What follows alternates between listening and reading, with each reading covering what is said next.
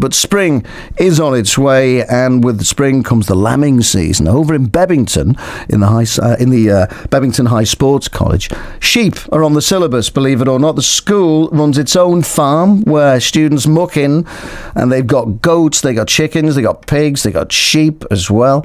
And since launching in 2013, the school's farm has done really, really well. It just wasn't a novelty thing, this. It's gone from strength to strength. So Mark Kay is down there to find out the secret of their success. Morning, Mark.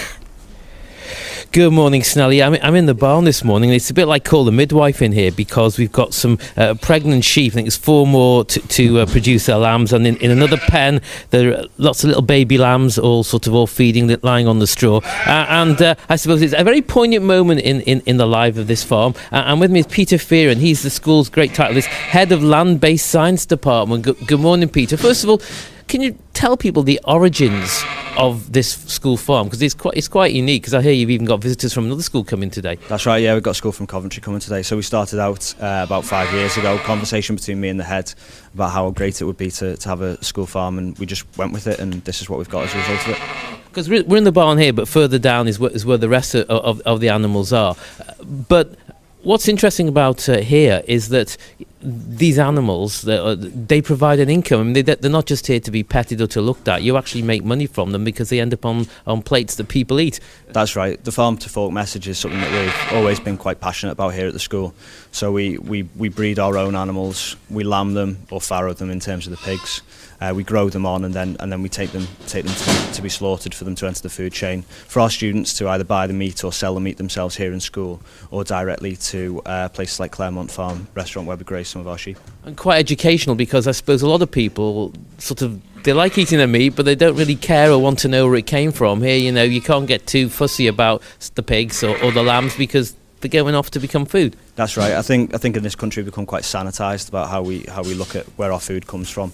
So what we wanted to do is show students how we raise those animals in a high welfare system, and show them that maybe meat should be a little bit more expensive to ensure that you get a higher quality product and that's actually been raised to a good standard. I did say a bit like Call the Midwife. I mean, you are a teacher, so you work teaching hours, but you haven't been doing that the last few days. Just tell me what time you started and you finished last night. Yeah, so multiple visits. I left here about 1 o'clock this morning, nothing to report, and then I was back in here about 6 o'clock this morning with Shannon, my technician, because we had to move some pigs around.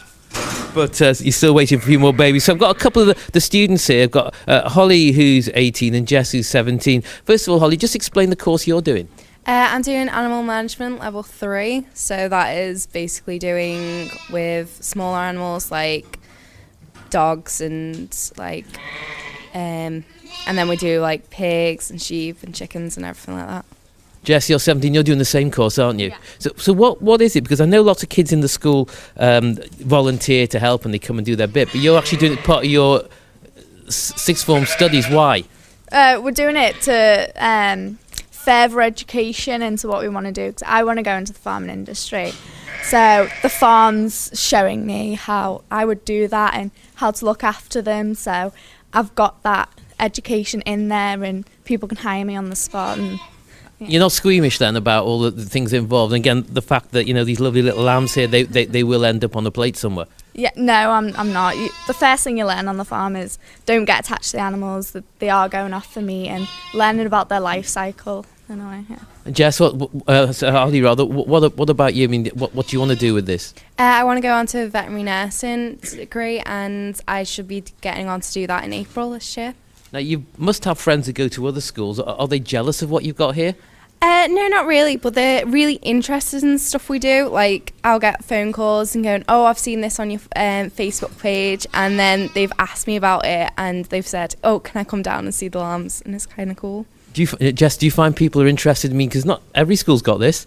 Yeah, they definitely are, because they come up to you and they say, oh, seen that lamb being born last night, are we okay to come down and see it? And it's like, yeah, sure, you come down, yeah. It's rather special. Back to Mr Fearon, who's the head of the land-based science here.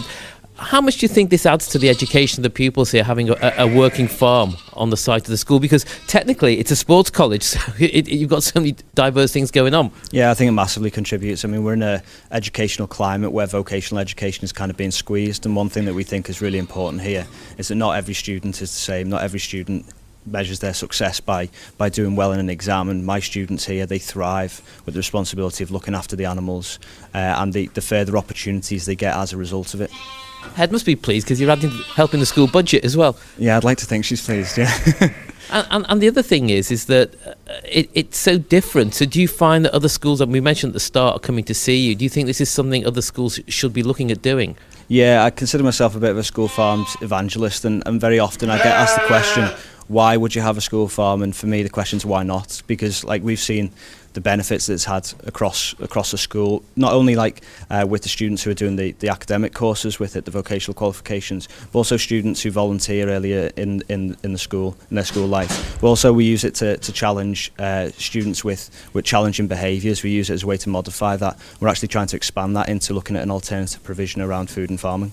Well, I'd like to say the behaviour of the sheep have been excellent, and just a bit of noise in the background there this morning. And Snelly, last week a report came out, or a survey, that once again said Bebington was the best place to live in England. And one of the reasons they said, because it's got lots of good schools, and I can certainly say that is the case this morning. And some lovely little lambs, but coming on to a plate near you maybe soon. Nice. There was one little noise at the end there that sounded like a man and not a lamb. A great big deep kind of bah. Was that somebody... Or was it one of the lambs? Who did that very deep bar? We heard a very deep. Was that one of the sheep about to get? That's probably one of these warbles over here. They've got quite a throaty kind of... Okay. Hence the warble. Yeah. So they're originally from Holland. Okay. So that might have something to do with it. And Snelly, one last question I should have asked. All these sheep here, who's the daddy and where is the daddy? So the father to these, his name's Jose. He's a Hampshire down, and he has all the fun and all the responsibility.